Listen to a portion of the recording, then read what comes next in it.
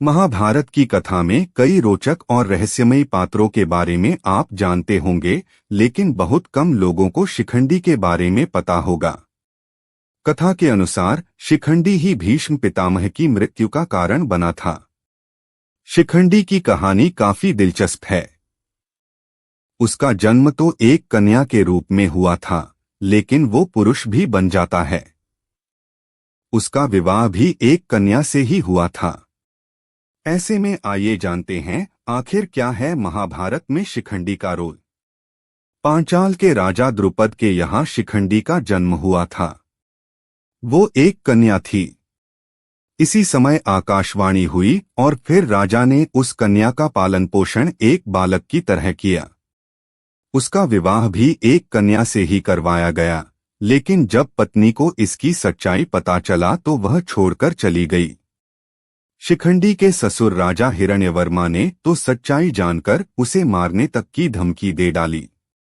पत्नी के जाने और ससुराल की धमकी के बाद शिखंडी आत्महत्या करने चला गया, लेकिन तभी स्थूणाकर्ण नाम का एक यक्ष प्रकट हो गया और उसे अपना पुरुषत्व उधार में दे दिया।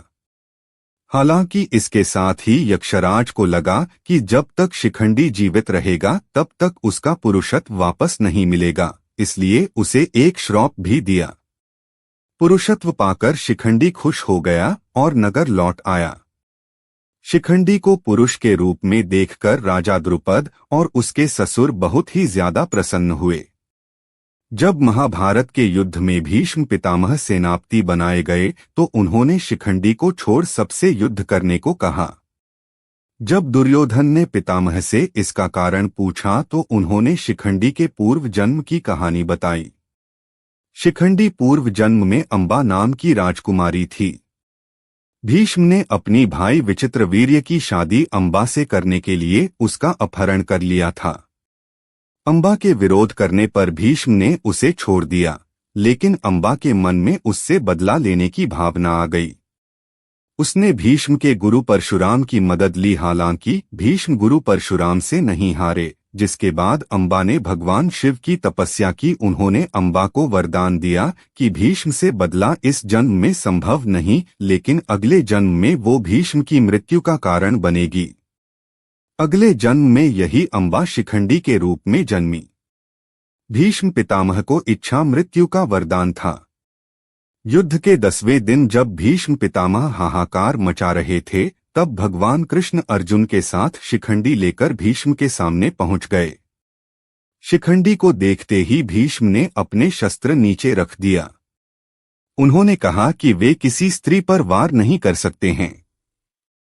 तब कृष्ण के कहने पर शिखंडी ने भीष्म पर वार कर दिया। उसके बाणों से भीष्म के शरीर को छलनी कर दिया। कई महीनों तक भीष्म बाणों की शैया पर लेटे रहे, फिर इच्छामृत्यु के अनुसार अपने शरीर का त्याग किया। महाभारत युद्ध की समाप्ति के पश्चात अश्वत्थामा ने बदला लेने के लिए पांडवों से शिविर पर आक्रमण कर दिया। शिखंडी उसी शिविर में सोया था।